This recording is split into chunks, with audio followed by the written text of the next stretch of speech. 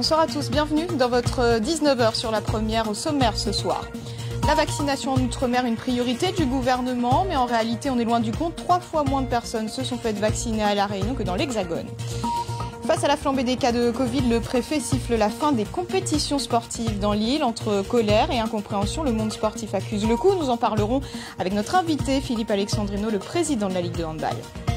De nouvelles mesures de restriction pour l'ensemble de la population réunionnaise ne sont pas à exclure à ce stade. C'est ce que laisse entendre le préfet. Un durcissement des contrôles des motifs impérieux est également prévu. Jacques Billan a accordé un entretien exclusif à Réunion la Première. Les pompiers du détachement d'intervention héliportés en exercice de haute voltige cet après-midi du côté du Cap Laocé. Des entraînements essentiels dans une île avec un relief des plus escarpés. Et puis nous irons dans les vignes de Sillaos où les vendanges débutent chez Jean-Michel Ouareau, qui possède la plus grande parcelle du cirque, dans les coulisses des cuvées 2021 pays. Un reportage à ne pas rater à la fin de ce journal. Avec un taux d'incidence en hausse constante sur le département, 53 personnes hospitalisées, dont 32 en réanimation. Il faut s'organiser pour accueillir les patients. Ainsi, l'hôpital public prévoit de déprogrammer des opérations non urgentes dès la semaine prochaine. Ça, c'est uniquement pour le CHU, car dans les cliniques privées, pour le moment, rien ne change. Reportage Michel Bertil et Florence Bouchou. Déprogrammer ce qui n'est pas urgent pour faire face à l'afflux de patients Covid+. Depuis l'année dernière, les hôpitaux de France libèrent les moyens de certains services quand la situation devient trop critique et la tension trop forte. Le CHU Nord prévoit ainsi dès lundi de libérer 5 blocs opératoires, 5 lits de plus armés pour la réanimation car la situation se dégrade. Les établissements de santé du secteur privé n'ont pas été pour le moment sollicités. En 2020, au plus fort de la crise, nous avions, au moment du confinement, répondu aux exigences de l'ARS, à savoir arrêter toutes les interventions. Et puis surtout, il ne faut pas oublier qu'on avait eu une pénurie nationale de certaines drogues qui intervenaient dans les anesthésies et qu'à ce titre, il fallait conserver tous ces produits-là pour les demandes de métropole. Donc on avait énormément réduit notre activité de chirurgie, mais aujourd'hui, on n'est pas du tout dans ce schéma-là. Les établissements de santé du secteur privé qui font pourtant partie du plan de crise sanitaire. Depuis le mois de mai 2020, la clinique Saint-Vincent accueille des patients Covid du CHU Nord qui sortent de réanimation. Des patients qui avaient besoin de soins de réadaptation, notamment sevrage en oxygène, rééquilibre alimentaire, retrouver la marche, etc. Parce que les patients qui font un séjour en réanimation sont avec Covid, même en médecine d'ailleurs, avec Covid+, sont quand même pas mal infectés. Des patients Covid+, issus d'évacuations sanitaires ou locaux qui ont encore besoin de grosses prises en charge. La clinique, retenue comme première unité SSR de l'île, suite de soins et de réadaptation, peut accueillir une dizaine de malades dans son établissement. Et au CHU, 40% des lits de réanimation sont actuellement occupés. Dès lundi, le nombre de lits va augmenter pour atteindre un total de 90. Et ce soir, la CFDT Santé interpelle l'ARS afin que des mesures fortes soient prises en matière de renfort et de financement. On apprend aussi que des renforts sont en chemin. Et pour éviter la contamination, il y a la vaccination. Actuellement, 13 026 personnes ont été vaccinées dans l'île au 17 février. C'est peu, alors que le gouvernement avait annoncé faire de cette campagne en Outre-mer une priorité. En clair, on vaccine ici 3 fois moins qu'en métropole. Nathalie Rougeau, Thierry Chenaillet. Le 24 novembre dernier, à la veille du lancement de la campagne de vaccination en France, le président de la République déclarait que l'Outre-mer faisait l'objet en la matière d'une attention particulière. Quels sont nos objectifs ? Sauver des vies au maximum, maîtriser l'épidémie, adapter la réponse au territoire, en particulier pour nos Outre-mer, où des plans spécifiques par territoire seront prévus. Quelques jours après, c'est le ministre Sébastien Lecornu qui emboîtait le pas avec ce tweet. L'Outre-mer est au cœur de la stratégie de vaccination du gouvernement. Et pourtant, un mois après le début de la campagne dans l'île, seuls 12 495 Réunionnais âgés ou fragiles ont reçu une première dose, soit 1,32% de la population, contre 3,52% dans l'Hexagone. C'est 3 fois moins que sur le sol national. Parmi les causes du faible taux de vaccination, la campagne qui a démarré entre 10 jours et 1 mois après la métropole, mais aussi une fréquentation aléatoire avec des plages horaires vides, comme dans ce centre de vaccination de Saint-Denis. Ça va ? Oui. Par moment, on attend les personnes, chose qui est dommage, quoi. Et par moment, les gens, à 8 h du matin, ils étaient déjà présents et sans arrêt jusqu'à peu près 10 h à peu près, on n'a pas arrêté. Et ensuite, on a eu une petite plage horaire de libre, oui. Ici, chaque semaine, 528 personnes au total se font vacciner et parfois en fin de journée, il reste des doses. Dans ces cas-là, on a une liste d'attente et on essaie d'orienter vers les personnes qui ont 73, 74 ans ou les professionnels de santé qui sont pas loin de l'âge de 50 ans. Donc on essaie de rester dans les critères, mais en ouvrant un peu plus large. Pour rappel, et pour l'instant, seul un public prioritaire est en droit de se faire vacciner dans les 8 centres de Lille. Il faut avoir 75 ans, être personnel soignant de plus de 50 ans ou détenir un certificat médical mentionnant des comorbidités. Dans ce contexte, le préfet a sifflé l'arrêt des compétitions sportives pendant 15 jours au minimum. La décision a été annoncée hier soir de façon brutale. Les sportifs ne s'y attendaient pas et pour eux, c'est une nouvelle fois la douche froide. Rabia Issa, Alix Catherine. Casque de protection et palette à cuir à la main, Luciano ne faiblit pas. Il s'entraîne à raison de 4 fois par semaine. Sportif de haut niveau, il incarne la rigueur et la détermination malgré le contexte. Plus de compétition à l'horizon, c'est un véritable coup de massue pour la discipline. On a la soif de compétition, mais justement on attend le bon moment quand il libère, quand il lâche tout pour dire voilà, là nous peut aller en compétition. Nous espère que nous serons prêts à ce moment-là pour pouvoir participer et d'avoir des bons résultats. Parce que c'est la première fois, en tout cas, que nous entraînons sur une si longue durée comme ça. Et pour être au top niveau, là, je pense qu'en ce moment, nous l'est pas mal. Mais il y en a des blessés, c'est ça que, voilà quoi, les dommages, vraiment les dommages. Maintenir le niveau quoi qu'il advienne, c'est presque un exploit. Avec près de 200 licenciés en pelote basque à La Réunion et une 60aine d'adhérents ici au Chaudron, il est primordial de garder la tête hors de l'eau pour surmonter cette crise sanitaire. Ça fait déjà plus d'1 an, là, on n'a pas fait de championnat de France. Donc nos athlètes du pôle France et du pôle Espoir s'entraînent chaque jour parce qu'on est listé sportif de haut niveau, donc on a quand même le droit de s'entraîner. Mais par rapport à l'image, on peut pas, déjà au niveau, on peut pas se représenter, on peut pas représenter notre île, on peut pas représenter le sportif au niveau national. Et bon, voilà, on est obligé de faire avec. Composé avec une actualité qui évolue de jour en jour, voire même de minute en minute. Le préfet a tranché, sa décision reste lourde à encaisser pour l'ensemble des acteurs de terrain. Et c'est rageant, parce qu'on est en train de sacrifier sur l'autel de je ne sais quoi, toute une génération, notamment les jeunes. Tous espèrent une éclaircie. Prochaine compétition au calendrier pour Luciano, l'Open de Pala Corta à Pau le 10 avril prochain. Et pour réagir à cette actualité, nous recevons Philippe Alexandrino. Bonsoir. Bonsoir. Vous êtes le président de la Ligue réunionnaise de handball. D'abord, comment avez-vous accueilli cette décision du préfet de stopper net toutes les compétitions sportives de Lille ? Alors il faut savoir déjà, moi je pense que, il est évident que ça a été brutal, puisqu'en fait la décision elle est tombée tardivement hier en fin d'après-midi, pour ne pas dire en début de soirée. Et ça a surpris plus d'un. Alors vous imaginez, pour pouvoir s'organiser, alors que nous avions même des compétitions de prévues. Alors les gens ne savaient pas si les compétitions pouvaient se dérouler ou alors s'il fallait s'arrêter immédiatement, quoi. Justement, en handball, la poule des As devait débuter la semaine prochaine. Quelles sont les conséquences ? Qu'est-ce que vous allez faire ? Alors c'est vrai qu'il s'agit là donc d'un coup d'arrêt donc brutal. Nous avons eu quelques difficultés déjà pour démarrer ce championnat. Il faut savoir que nous avons donc modifié le championnat qui devait être au départ sur une poule unique et nous l'avons adapté par l'intermédiaire donc de 2 poules. Et c'est vrai que la poule des As devait démarrer la semaine prochaine. Alors donc il faut savoir que si elle ne à l'heure actuelle, il est prévu un arrêt, on va dire, dans un premier temps, d'une quinzaine de jours. Mais bon, au vu de l'évolution, on ne sait pas comment ça va se passer.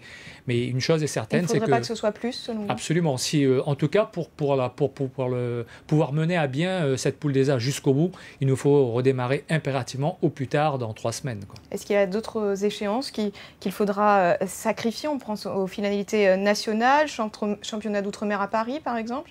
Alors donc déjà, il faut savoir que concernant les finalités nationales, nationales, bon, elles ont été annulées purement et simplement. Parce qu'il faut savoir, sur le territoire national, les championnats amateurs ne se déroulent pas.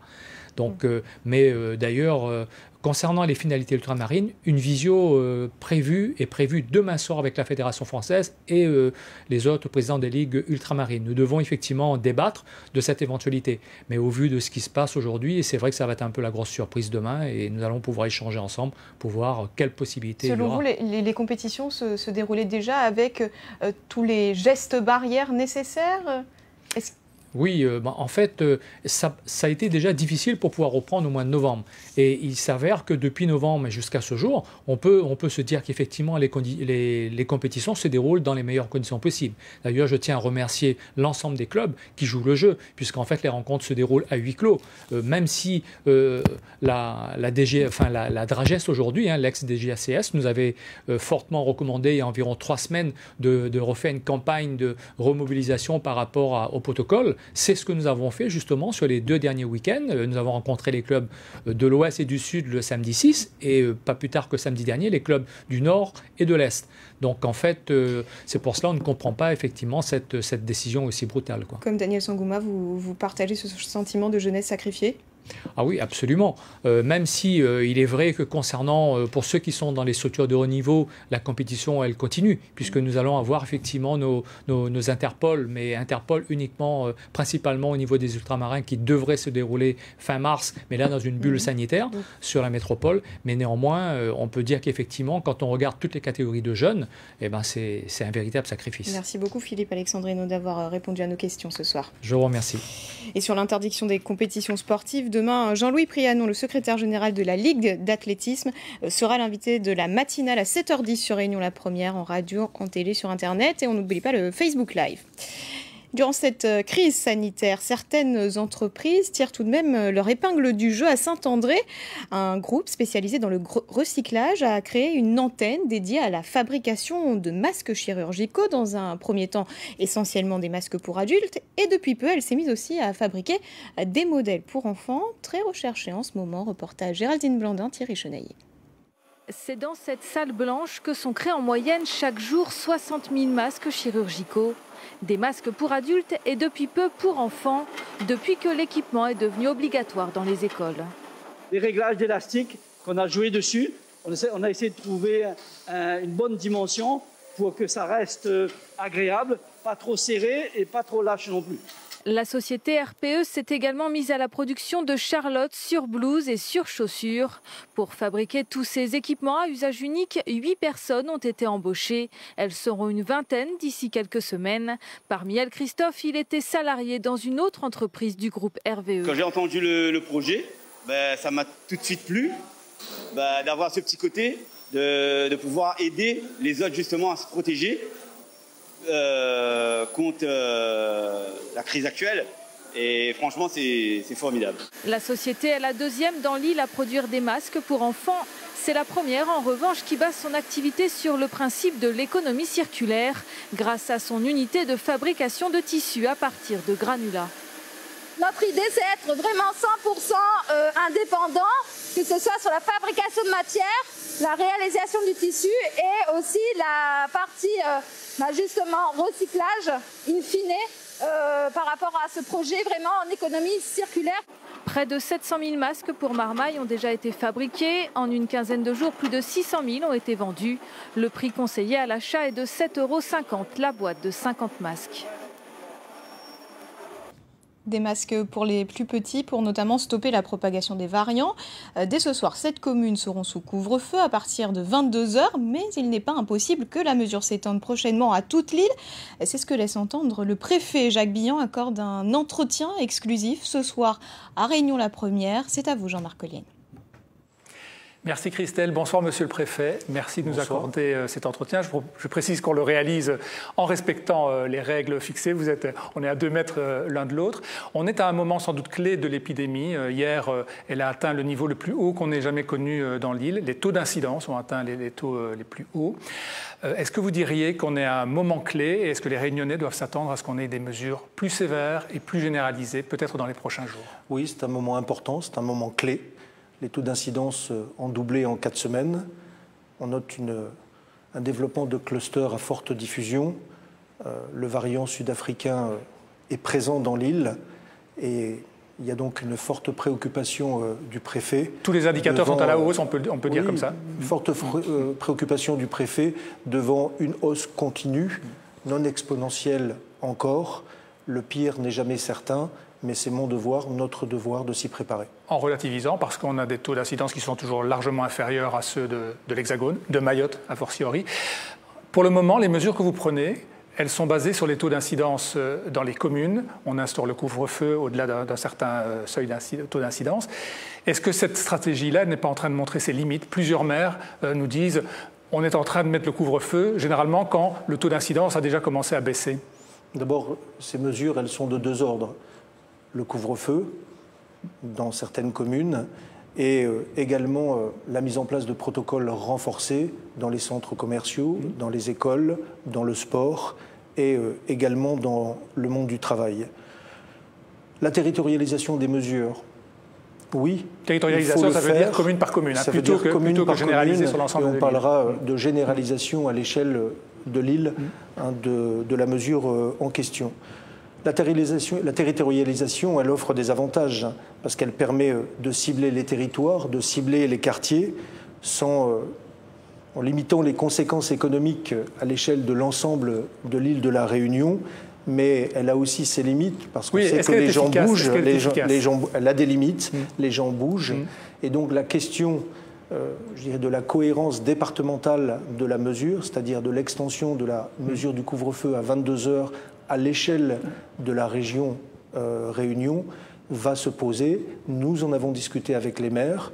Les maires, à ce stade de l'épidémie, ont souhaité conserver cette mesure de territorialisation, mais on a déjà acté le fait que si on devait prendre une mesure de couvre-feu à 18 heures ou une mesure de confinement, elle ne pourrait pas être territorialisée. Elle serait généralisée à l'ensemble des communes du département. Et est-ce que la limite, elle reste la même que celle que vous avez fixée à l'échelle du département, je veux dire? Est-ce que c'est aussi, il faut attendre que le taux d'incidence soit à 100 000 pour qu'on ait un couvre-feu sur l'ensemble de l'île, ou bien ça pourrait varier dans les prochains jours, vous pourriez prendre une décision? Ça pourrait varier, je dirais, dans les prochains jours. Il y a 4 communes qui ont été engagées dans un couvre-feu la semaine dernière. 3 autres qui vont s'engager dans un couvre-feu à partir de ce soir.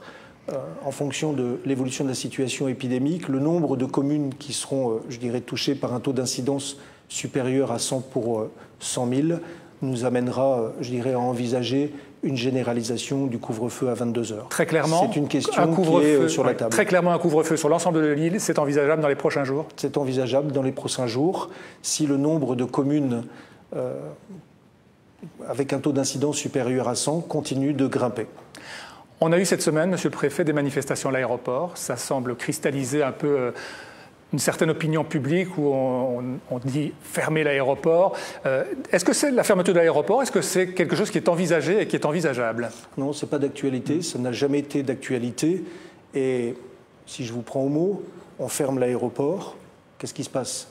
Les rayons se vident, les usines s'arrêtent, les agriculteurs n'exportent plus leurs produits, le chômage explose, la précarité s'installe, les familles sont divisées et le virus est toujours là puisqu'il est déjà présent. C'est ça qu'on veut. Et en même temps, on a dit, c'est vrai que la grande majorité des contaminations, elles sont autochtones, c'est-à-dire que ça se fait entre Réunionnais, mais en même temps, le variant il est arrivé par l'aéroport. Oui. Ça veut dire qu'il y a encore des failles à l'aéroport? C'est tout l'objectif, je dirais, de resserrer les mesures d'arrivée sur le territoire de la Réunion, depuis l'Hexagone, depuis Mayotte. C'est le sens des motifs impérieux. Vous savez combien les contrôles, je dirais, sont stricts. Ils ont déjà été renforcés. Ils ont déjà été renforcés. Les contrôles sont réels. Ils sont stricts. Je rappelle que le trafic aérien a chuté de moitié et chute encore du fait du refoulement d'un nombre important de personnes à l'aéroport au départ de Paris ou à l'aéroport au départ de Mayotte. Donc on contrôle scrupuleusement. Mais je dirais et on va encore contrôler davantage? Ce contrôle a des limites parce qu'il faut du temps pour contrôler, je dirais, la nature des motifs impérieux qui sont présentés. Et c'est tout le sens de la nouvelle mesure qui a été prise de permettre au préfet de délivrer les attestations nécessaires pour Donc une nouvelle mesure va être prise sur les motifs impérieux à partir de quand? À partir de la semaine prochaine, le samedi 27 février. Il sera nécessaire pour ceux qui veulent embarquer de transmettre au préfet de la Réunion, au préfet de Mayotte, pour les personnes qui parlent en ligne, tous les détails, je dirais, ou les justificatifs du motif impérieux, et c'est le préfet qui délivrera l'attestation, je dirais, donc maintenant, c'est vous qui allez décider. C'est donc les préfets qui décideront effectivement de qui peut ou ne peut pas voyager dans les prochains jours.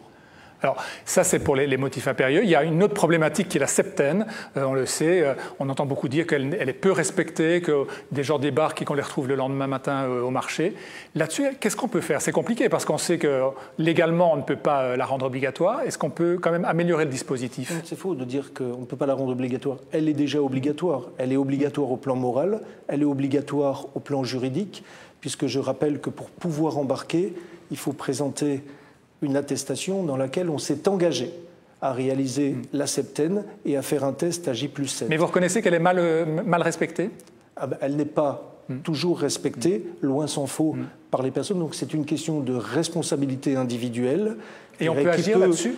Qui peut faire l'objet de poursuites, puisque une personne qui serait je dirais, surprise à ne pas respecter sa septaine, ça veut dire qu'elle rompt avec l'attestation, l'engagement juridique qu'elle a pris à s'engager dans cette septaine, et elle peut faire l'objet de poursuites. Mais le contrôle est délicat et le dispositif a bien sûr ses limites. Les Evassan, on connaît la situation. Mayotte connaît une situation dramatique aujourd'hui. C'est le département français qui a le taux d'incidence le plus fort. Oui. Un seul hôpital. Une incapacité à gérer l'ensemble des malades.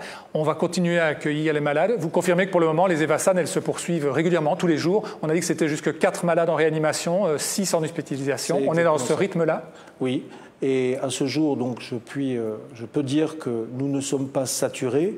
On augmente les capacités pour accueillir les patients mahorais tout en poursuivant les soins urgents des Réunionnais. Il faut préciser que si la limite devait être franchie... À un moment, on peut dire stop?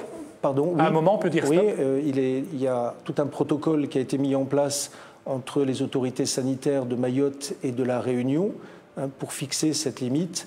Et cette limite, si elle devait être franchie, alors on procéderait à des évacuations sanitaires vers l'Hexagone.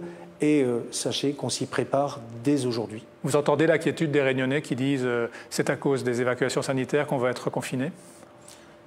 Non, parce que je crois que ce qu'il faut entendre, c'est qu'aujourd'hui, par rapport au sujet des évacuations sanitaires, on parle souvent de déprogrammation. Il y a des soins, non. Les déprogrammations, il faut préciser qu'elles se font au compte-gouttes. Déprogrammation, ça veut dire qu'on ne peut plus assurer certaines opérations parce que tous les lits sont occupés par la réanimation Covid? Parce que tous les lits sont occupés, puisque, je dirais, quand on arme un lit, on y concentre aussi beaucoup de personnel, médecins, infirmiers. Et donc, les déprogrammations, elles se font au compte-gouttes pour reporter ce qui peut l'être, sans mettre en danger les patients réunionnais. Et donc, il appartiendra bien sûr aux professionnels de santé de vous en parler plus en détail dans les prochaines heures, dans les prochains jours. Merci, Monsieur le Préfet, pour toutes ces explications. On est jeudi soir. À votre avis, le prochain rendez-vous avec les Réunionnais, on a l'impression qu'on est un peu dans une accélération de la communication parce qu'il faut s'adapter chaque fois. Prochain rendez-vous? Le prochain rendez-vous, c'est en tout début de semaine, je dirais prochaine. Mardi prochain, nous aurons l'analyse consolidée de la situation épidémique sur la semaine actuelle. Et je dirais à partir de cette analyse des chiffres consolidés, je serai amené à prendre décider si oui ou non on généralise le couvre-feu à l'ensemble de l'île.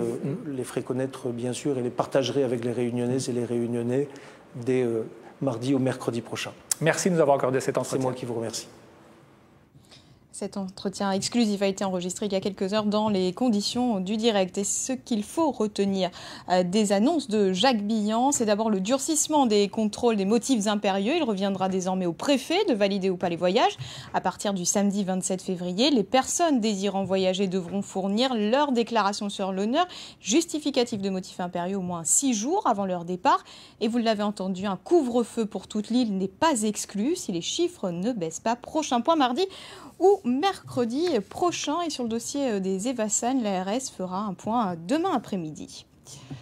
Dans notre département, il y a le Covid, mais aussi l'épidémie de dengue qui gagne encore du terrain. 237 cas enregistrés depuis le début de l'année. Saint-Joseph est l'une des 3 communes les plus concernées. Une opération de démoustification a été menée à la Cayenne aujourd'hui avec l'appui des sapeurs-pompiers du SDIS. Laurent Pirotte. Première étape lors d'une campagne de démoustication, la localisation géographique des secteurs impactés par la dengue. C'est bien, ça va tout comme ça. C'est bon ? Deuxième étape, la sensibilisation.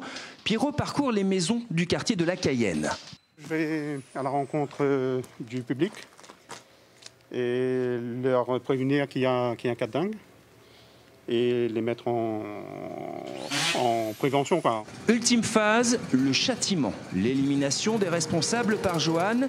Mais attention, pas avec n'importe quel produit, il y a des nouveautés cette année. Tout d'abord, on va passer avec un produit larvicide.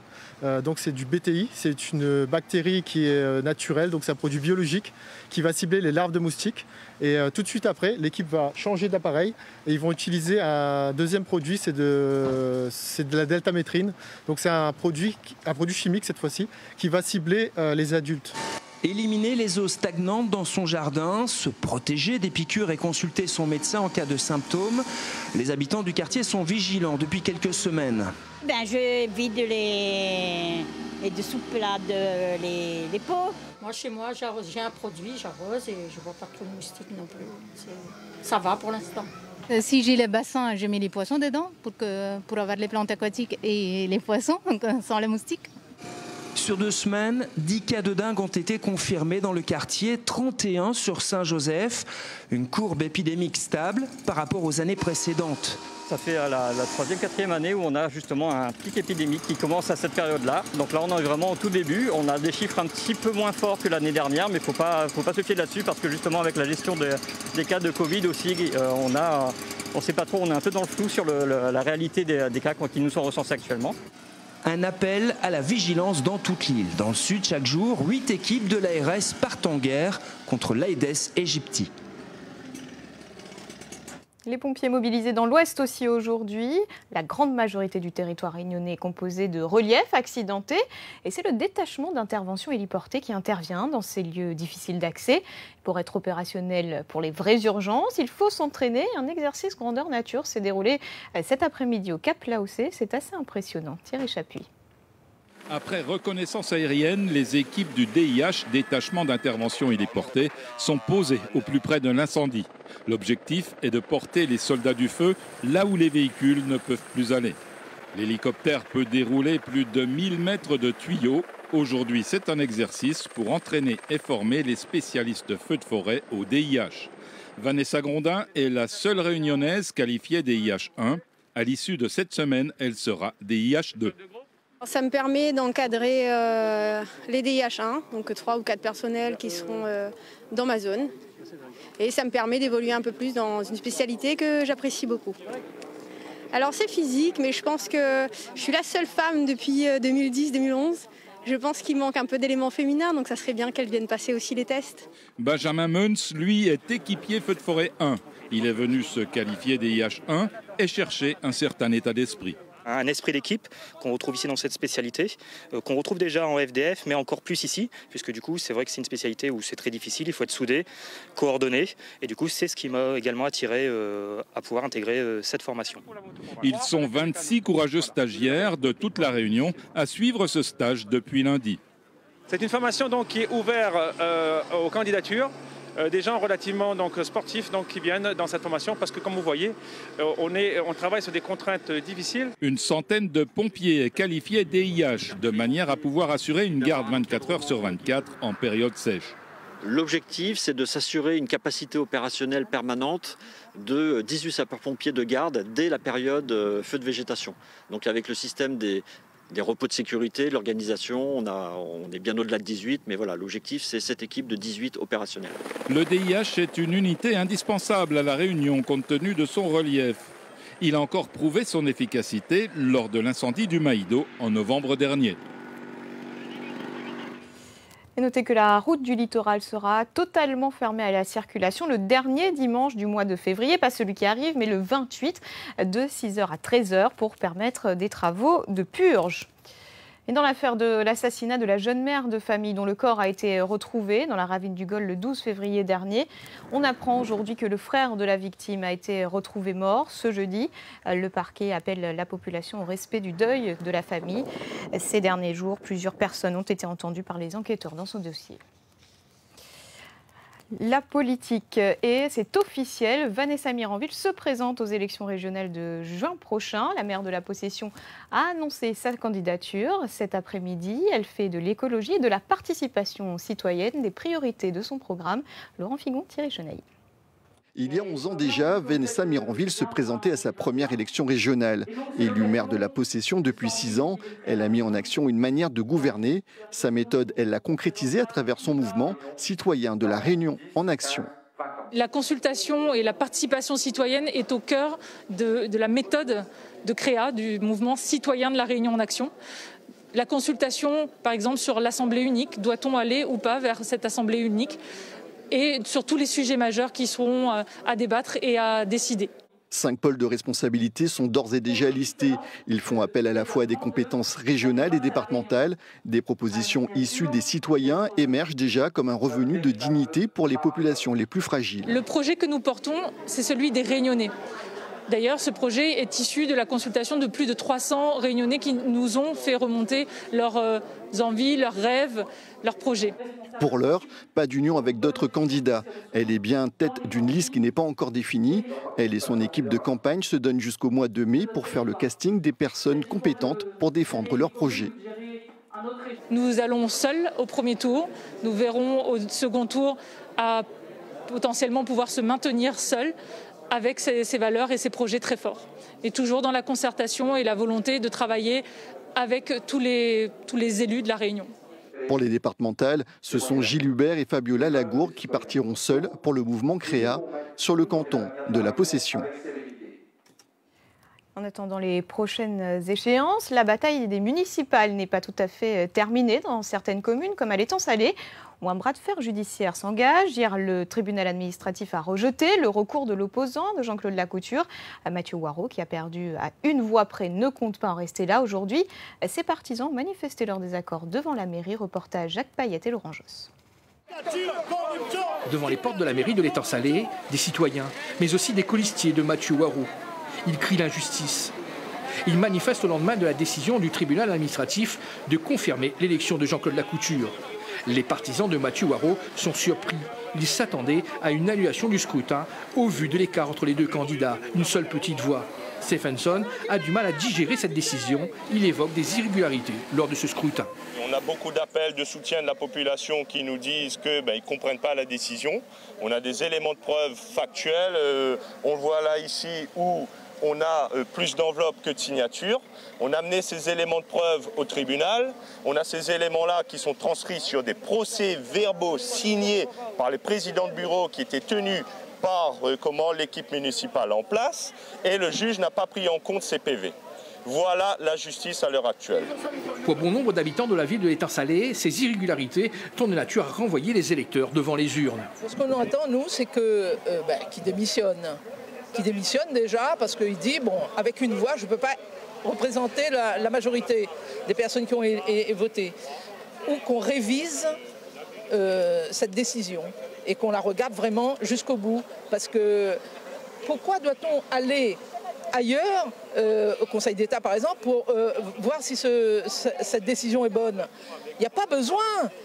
Ici, ils peuvent le faire. S'ils avaient fait leur travail correctement, ils auraient dit, on arrête là, on revote. Pour que le maire, ce qu'il a fait, je ne suis pas d'accord avec lui. Non, il faut revoter. Oui, voilà, c'est ce que je demande, quoi.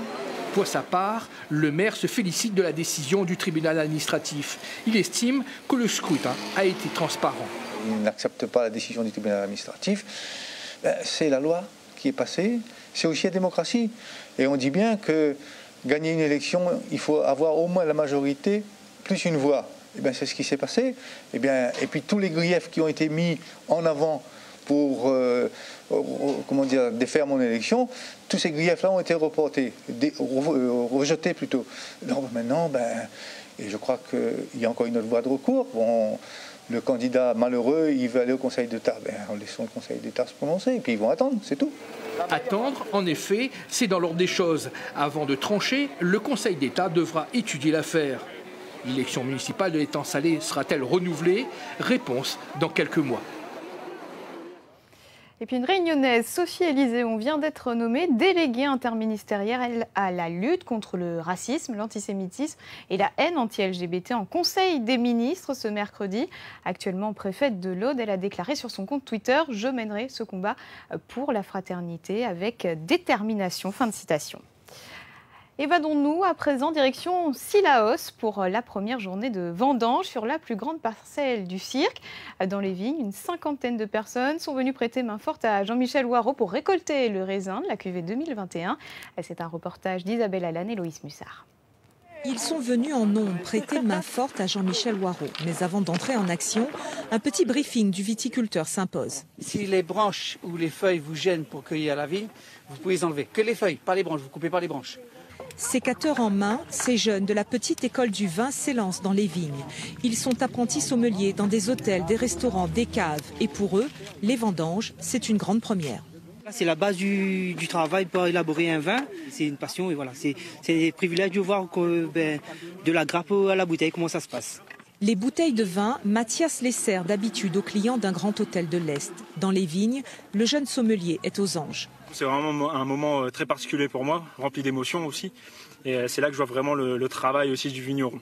C'est vraiment exceptionnel, on a vraiment des grappes très gorgées en sucre. C'est très bon au palais et ça va nous donner vraiment du vin de qualité.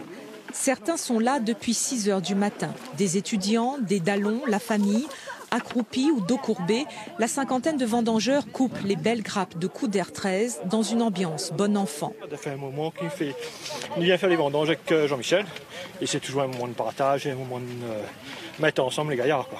Jean-Michel Hoareau a le sourire. Les vendanges sont un événement pour le viticulteur. Mais cette année est exceptionnelle. Aujourd'hui, on a le temps exactement qu'il faut. Tout est au rendez-vous.